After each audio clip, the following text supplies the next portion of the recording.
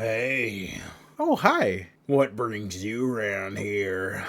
Yeah, I'm just looking at this beautiful scenery. Real beautiful. Yeah, I'm just Yeah. I'm just taking it all in and Hey, what are you doing? you're coming with me. No, let go of me. Together, we're gonna watch week 12 Let go of the of me. Tyler Taylor cover band recap. Ah! The Tyrod Taylor Cover Band League. It's more than a cover band. Ladies and gents, welcome to week 12 of the Tyrod Taylor Cover Band League. The week is in the books. Wins have been had, losses have been had, but all in all, it was a great fantasy week all the way around.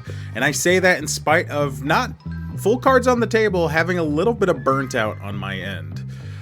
Things not quite going the way I suspect, not because I lost. I don't really care about that. If I lost every single game of the season, obviously that'd be upsetting. But I enjoy doing these recap videos. I think between the editing, between a couple of other things within the league, personal things, the holidays are here. I've been kind of going nonstop, but I'm just kind of burnt out on blah mode. Even last night when I was watching the game, it literally came down to Monday Night Football. About halfway through the game, I kind of got bored and went and played a zombie game, Days Gone, instead. And so I'm just having a little bit of burnout this week. So if I have a tone, if I have a little bit of a mood at some points and I seem like I'm cranky, I apologize for that in advance, but the recap needs to get out. I'm excited to bring it to you guys regardless of how I'm feeling. So let's just dive straight into it against my match with Killer Kowalski, where he did win. 143.45 to 137, and like I said, it came down to Monday night. Our QBs put up about the same numbers, which is unfortunate because Josh Allen had a bad game. The way our league is structured, you get rewarded off of every 10 completions, and so even though he only had 15.45, he threw 2 interceptions, no touchdowns, he still came away with 15.45. That should show you how valuable of a player Josh Allen is. Whereas Tyrod Taylor on the struggling Jets only got 19.4 in his loss to Baltimore. I was really hoping he would have thrown another touchdown at the end. By all accounts, he should have thrown another touchdown on the end, but that's the thing about fantasy. It's a game of inches and it's a game of miles, and sometimes it does not swing in your favor. I know that can be said for multiple players on both sides. And Christian McCaffrey was the man who won it on Monday Night Football, but I would not call him the clutch player of the league. I'll tell you why in a second. And there was a little bit of a disagreement in our chat between me and Richard in particular. And I know Alex kind of agreed with Richard, but he didn't really get into the argument that Christian McCaffrey is a guaranteed 20. And I just want to state for the record, yes, Christian McCaffrey is a great player. He's probably going to give you at least 20 points every week. However, no player in fantasy, and that was my point, is a guaranteed 20. By that logic, Josh Allen should be a guaranteed 25. And he's had weeks where that's just simply not the case. Anytime you put a player in fantasy into the fold, they're a 50-50 shot at having a good performance or a bad performance. And even if they venture towards the positive side more often than not, there is still a chance they'll hit that negative. And we've seen that twice with Christian McCaffrey. Granted, it was against 2 great defenses, and they held him pretty well. But it felt like Christian McCaffrey was the main character of this game. He was going against his former team, the Panthers. He got 3 or 4 receptions on the first drive alone, and so it was almost a guaranteed that he was going to put up close to 30 points. And, well, he did, 27.2. Which outscored George Kittle, who was on my side of things, who put up a fight. He actually kept it within, I think, like, obviously the 6 points. It came down to that. And so if George Kittle, I was kind of hoping, even after I'd given up hope, like there was that halfway point where I was like, GG, I'm done. I'm going to go play a zombie game. And then just turned off my chat. And then I checked my fantasy app one more time and I saw George Kittle was like literally a touchdown reception away from taking the lead for us. And so there was still that hope stirring. That's why you can never give up hope. No matter how bleak it may seem, you gotta stay in the fold and everything. But like I said, I was a little bit burnt out. So I was just like, I held out hope for as long as I can, I guess is what I'm saying. But like I said, Christian McCaffrey, in my opinion, is not the clutch player in this situation, because another person's performance turning it around at the very last second is the reason why Alex won. But let's keep going down the line. Jonathan Taylor, obviously the biggest disappointment on my team, going against a very game Kansas City, who is very good against the run. I knew there was a chance that he would have a game where it was rough. I didn't think it would be single digits, so that was a disappointment. The Kansas City D, even though they aren't on his roster, might have been the clutch players for Killer Kowalski's team, but that's not even who I'm talking about. DeAndre Swift with a 1.9 point. I know he had negative yards for like the first 2 quarters, so that was something I was happy about. Meanwhile, on the other side, I was really hoping that Tyrod Taylor would connect with Breece Hall for a touchdown at some point during that game, but it never happened. Breece Hall still has yet to explode in a 20-point game for me. I'm hoping it happens at some point over the next couple of weeks because the playoff is coming in clutch. Hold on, let me speed through this a little bit because I'm kind of having a headache today and I need to just rush through this. Amon-Ra St. Brown finally having another Amon-Ra St. Brown game. It seems like he drags his feet and has them like every other week. Maybe I'm wrong on that. Nope, the 6.2 and 16.8, but you expect him to be a 20-point a game wide receiver. He definitely came through for you. The clutch player of the game for you, Alex, is Chris Olave, because he got 16 points. The reason why the 16 points is the most clutch thing is I lost by like, what, 6? Yeah, six and some change. He was literally at 6 points going into the fourth quarter and got reception after reception and got bumped up to 16, I'm pretty sure, in the fourth quarter.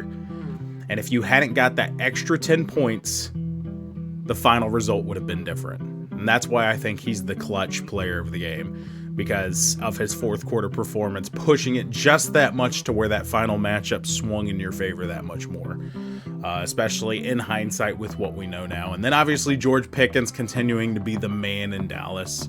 CeeDee Lamb obviously being the number one, that frees up George Pickens, who has been clutch even without CeeDee Lamb. So can you really say that? Then on the other side, my 2 newly acquired wide receivers, both coming in clutch, 23.2 and 26 points. The third person that I acquired, though, however, did not come in clutch, and it was Kenneth Walker. I was really banking on him going wild against that Tennessee Titans defense. I banked across the board with the Seahawks. I banked on them to turn over the ball. They didn't. Seahawks only got 6 points. I felt like they should have got like 15 out of a Tennessee Titans matchup. Jason Myers still continues to be my most consistent kicker I've ever had in fantasy. And then Kenneth Walker III, I really was hoping he would get like 20 points, man, but it just was for naught. There was a couple of what ifs and hopes and dreams, but like I said, it's a game of inches and it's a game of miles, and unfortunately sometimes it fell on deaf ears. And like I said, I don't even feel bad about Caleb Williams. I know a couple of people slid in my DMs and they're like, "You're really gonna play Tyrod Taylor this close to the playoffs?" And I feel like you guys don't watch my recap videos, because I said a win with Tyrod Taylor on my lineup means more to me right now than making the playoffs. Like I said, a lot of my focus goes into making these videos, to building it, and obviously I care about winning. But right now, the sentimental value of Tyrod Taylor winning a game for me before he retires is more important than a lot of the things in this league to me. So I think my team's still looking good. Hopefully we bounce back. There were a couple of people I wish would have performed better, and I'm hoping that Devontae Adams and AJ Brown continue to hold this performance going into next week as we make our play for the playoffs. Anywho, GG Alex, you're a lock in the playoffs for sure now. No more 99%, no more 99 and some change. You are now a sure to be in the winner's bracket. Congratulations, brother.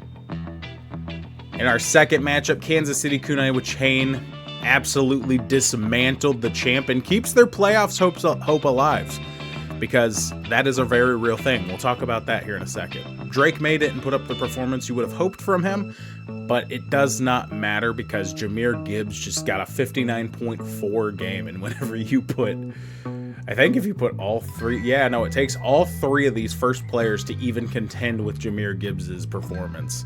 And then the consistency of Brandon's team minus Kyle Pitts was enough to just keep pushing it out of favor. The Texas defense against Buffalo getting 18 points was ridiculous, but he didn't even need all of it because, like I said, his consistency is where it's at. I mean, I know Brandon was upset with CeeDee Lamb's performance, and he said he sucks, and if anybody wants him, come get him. And I might do that.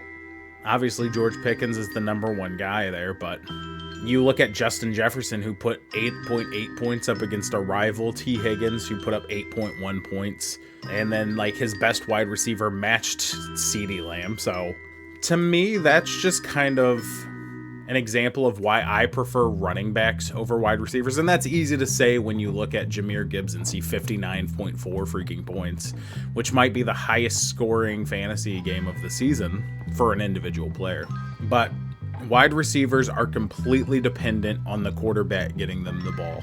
And that's why I always like running backs, in spite of being the person that wide receivers tend to pop off the most about. So unless you have like one of 3 or 4 wide receivers, it's a flip of a coin which version you're going to get. And even then, those top wide receivers will get you a game where they only score 10 or 11 points.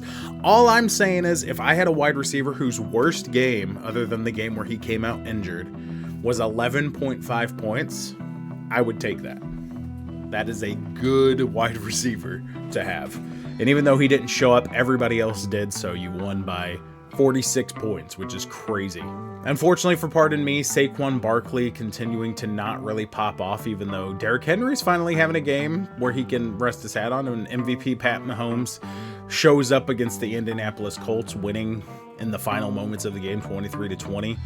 So that's cool to see for him. It just was, as far as consistency goes, Brandon had the blow up and then consistency across the board for pretty decent performances. Kyle Pitts Jr. being the lowest scorer of the game, but when your guy scores 59 points, it kind of makes up for all those single digits. But who would have thought Jacoby Brissett would be the one that overshadows Pat Mahomes on the bench? And then, of course, the week you don't play DK Metcalf, he scores better than most of your wide receivers. That's just fantasy for you. Kareem Hunt scoring 21 points. The Rams defense scoring 22. Yeah, there was a couple of plays you could have made, but looking at some of the matchups, I don't really fault you for them. The only thing Brandon could have done different is play Jalen Hurts against, the Dallas Cowboys scoring 40.5 points. But Drake May against Cincinnati, in theory, should have scored that projected 35 points. So that's not even a stupid decision. That's just a poor performance. That's the risk of, in fantasy, we put our bets on other men, and those men have to come through. And sometimes those men don't come through. But congratulations, keeping your playoff hopes alive, Brandon. I'm pretty sure Pardon Me is already, unless he loses these last 2 games, is a shoo-in to get into the playoffs still. He moves to a 7-5 record. Brandon's in reverse with 5-7. And at this point, a 7-7 record could get you in the playoffs. A couple of things have to happen for it to be sealed off, but you know what I mean. And then finally, the battle of the top of the toilet bowl, the Lou Boy versus LaMarvelous Chase, in which LaMarvelous Chase came off a miraculous performance, dethroning Punishment Incorporated from his impressive win streak. Unfortunately, that momentum did not carry over as the Lou Boy overthrows LaMarvelous Chase, 114.75 to 101.75 in the lowest score of the week, which isn't their fault necessarily. Some of these people had matchups that I felt like they should have taken better advantage of, but they didn't. Like I said, we're men betting on men. And realistically, looking at some of these matchups, there's nobody that I would have expected to explode the way they did.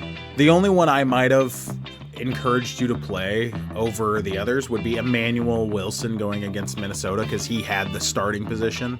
Jacobs was out of the fold, so Emmanuel Wilson by default was the starter. And David Montgomery going against the Giants, yes, it's a weak defense, but he's the backup running back. And obviously, when you're standing behind Jahmyr Gibbs, I don't know if I would trust him to get the reps he would need to be formidable in the fantasy thing. So that's the only one I would judge you for. But ultimately, for the most part, you picked most of the right picks. Looking at these QBs, who do you think is going to perform better in fantasy? Jared Goff or Lamar Jackson? Well, if you guessed Lamar Jackson, you're freaking wrong, apparently. Dude, I don't know what's going on with him. Isn't this like his second poor performance in a row? Yeah, in the past 2 weeks, he scored 20 points. Jared Goff this week scored more in the past 2 weeks combined for him. And you could even take off some of the other one from the 22. Lamar Jackson has not been impressive since coming back, and so that is rough for LaMarvelous Chase, in which that was a huge focal point of his game plan, was drafting Lamar Jackson. Obviously, the injuries and the setbacks are good, but when he's in, he's not performing now. and that is rough to see. Javonte Williams and Jalen Warren pretty much being a wash across the board. Newly acquired Aaron Jones Sr. not performing as well as Trayvon Henderson, but he's also going against Green Bay Packers, who you would expect him to go in there and be like, I'm returning to Lambeau. And he, like, before the game released, you all better be ready for my Lambeau leap when I get my touchdown and stuff like that, and it didn't work out. If you feel bad for him to an extent, at least I would if I wasn't a Green Bay Packer fan, but I do love me some Aaron Jones, even though I traded him. Emeka Egbuka, even with his unimpressive 6.2 performance, overperforms against Jamison Williams, but Stephon Diggs lets us down, and you just kind of look across the board in every single way as you go down. It was almost like a one-up. His flex did better. The Packers defense did better by 1 than the Browns. Jake Bates, as the kicker, did 1 better than Tyler Loop, and so it was just a coin flip between the two teams, and Lou Boy edged it out. That's really all it came down to it. And I think if Lamar Jackson had even played to his projection, even anywhere close, really, it would have been in favor of LaMarvelous Chase. But when your best player consistently poops the bed, it's hard to win games. Congratulations to Lou Boy. I'm pretty sure you're in the same boat as Brandon, where there's still a chance, an off-ball chance, where you could potentially make the playoffs. You're not completely eliminated yet. As of today, LaMarvelous Chase is eliminated from playoff contention, so sorry, brother. And then finally, Punishment Incorporated helping a brother out and defeating the Cleveland Chubs, keeping it close, because if Cleveland Chubs would have won, they would have been in the 4th spot, and I would have been knocked down to the bottom half, and the fight to the playoffs would have been a little bit, more hurt. But because I've scored more points on the season than Cleveland Chubs, and because, though, since I've scored more points, I don't think he would have overtaken me. We would have both been 6-6, so it makes it a little less interesting of a battle, but it's still not out of the money yet, because we have 2 more games left to play, and I could easily lose those 2 games. I might have ruined my team with all the trades, but looking at some of the players that I have traded, other than Jalen Hurts, who absolutely went off, but he would have been on my bench too, because I would have played Tyrod Taylor, because like I said, the Tyrod Taylor win's what I'm focused on right now. But let's talk about the actual match. Matthew Stafford absolutely cooking in this matchup, and it's a lot closer than I thought it would end up. Especially with Rico Dowdle, I thought he would get at least 1 touchdown, if not 2. But no, he only got 11.4 points, which he was the last one playing. And I think Cleveland Chubs was up by 2 points or something like that going into the match. So by Monday night, it was pretty much decided, unless Rico Dowdle went out with an injury or something, which obviously wasn't the case.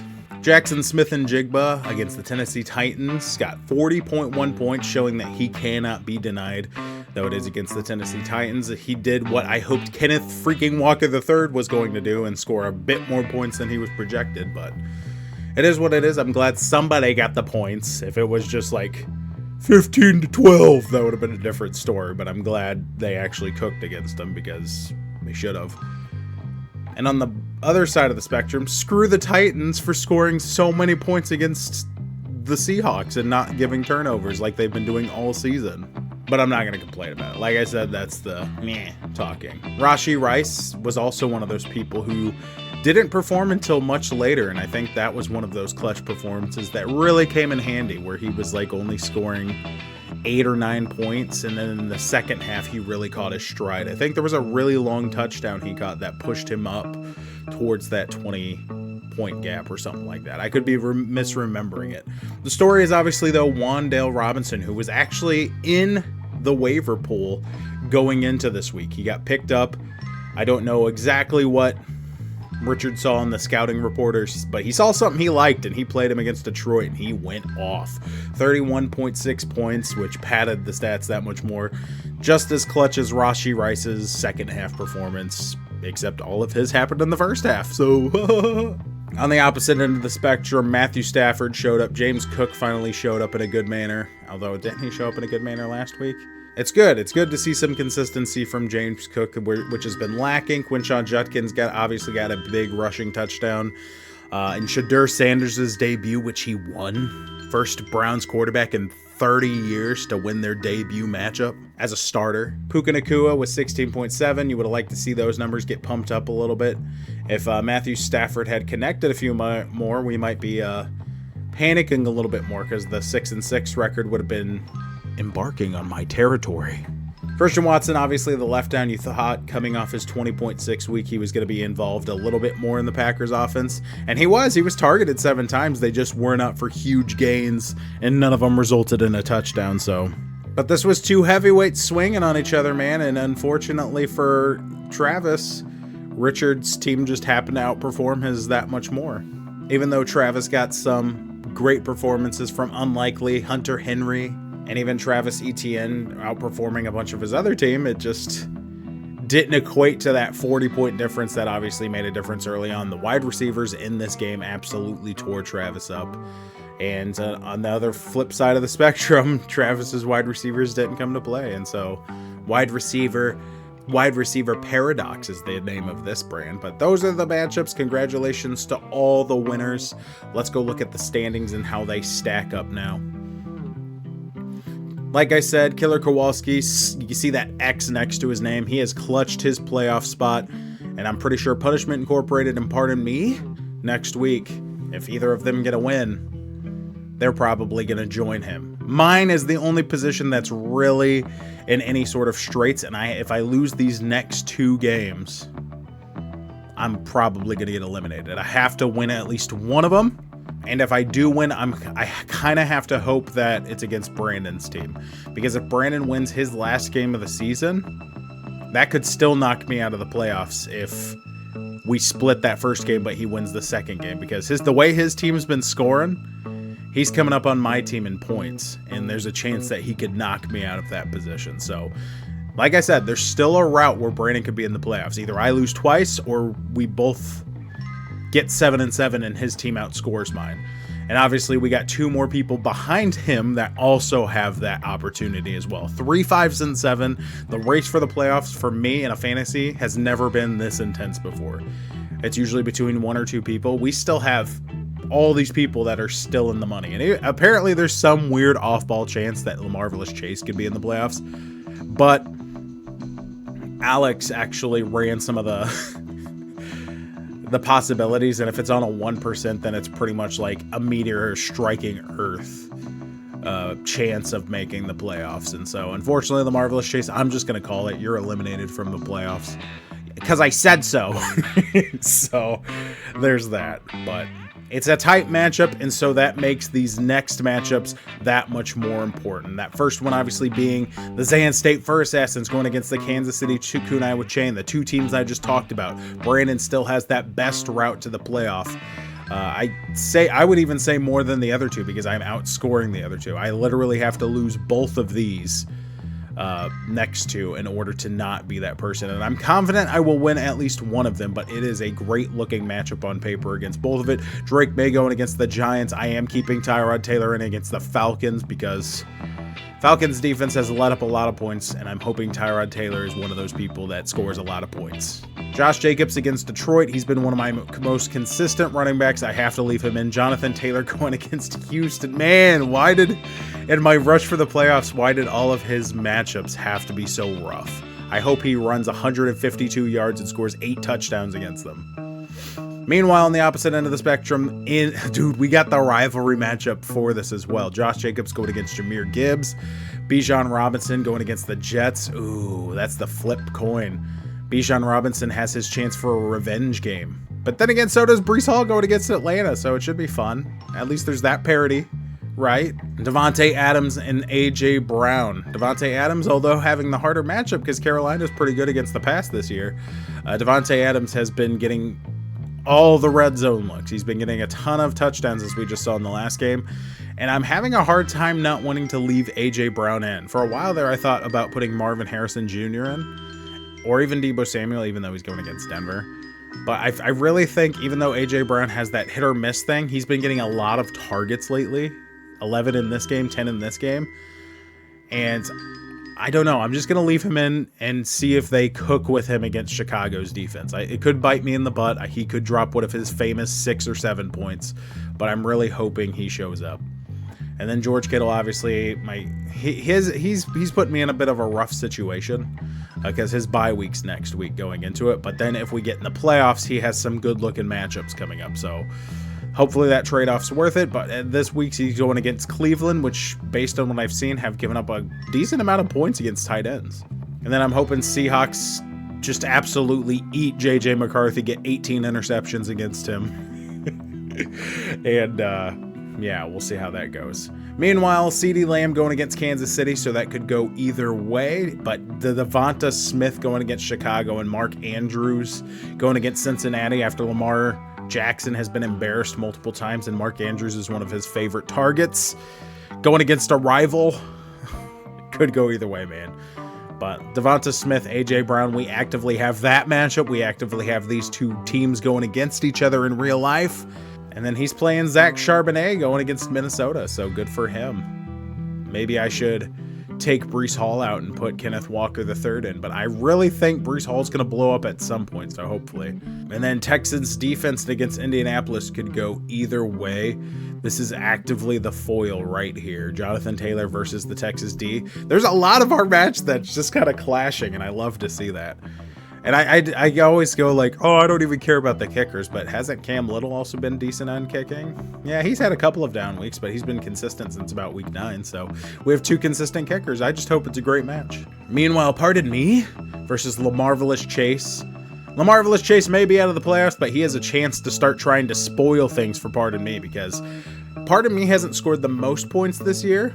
In fact, I'm pretty sure he has more points scored against him than points scored. I could be completely wrong on that. Nope, I am right.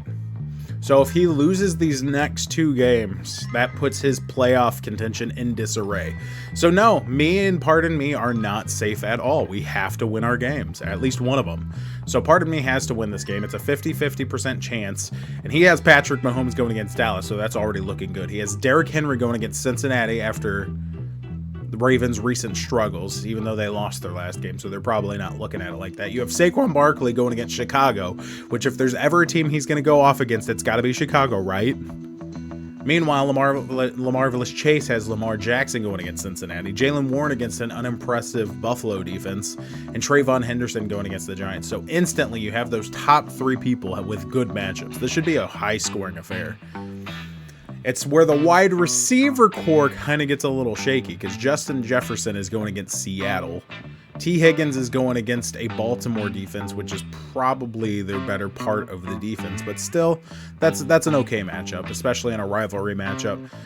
Khalil Shakir going against Pittsburgh, which you never know which version of them they're going to get, but Zay Flowers going against Cincinnati.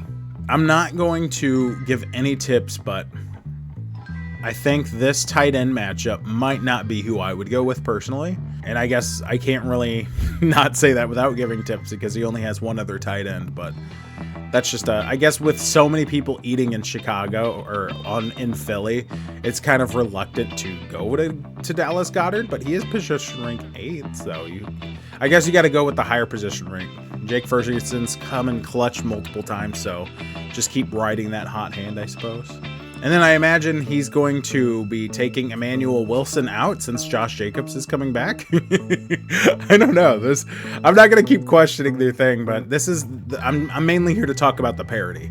They got a lot of great back and forth matchups, a lot of tough matchups for some of their better players, and LaMarvelous Chase does have a chance to play spoiler. That's why you can never give up on fantasy. So I'm hoping I see a mix or something here. I guess he's just chasing in David Montgomery a little bit more. Either way, Cleveland Chubbs hoping to keep his playoff chances alive against Lou Boy, who is hoping to keep his playoff chances alive.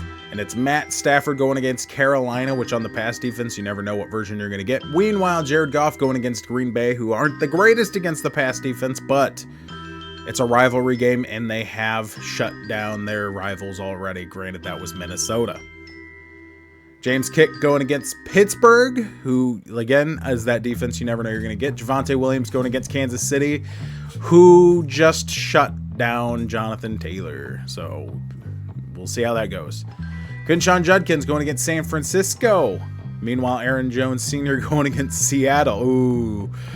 Lou Boy might get the raw end of this deal, unfortunately. But like I said, fantasy, you never know what you're going to see. Stephon Diggs going against Giants. Okay, better. Tyler Warren against Houston. Ooh. Pittman going against Houston. Ooh.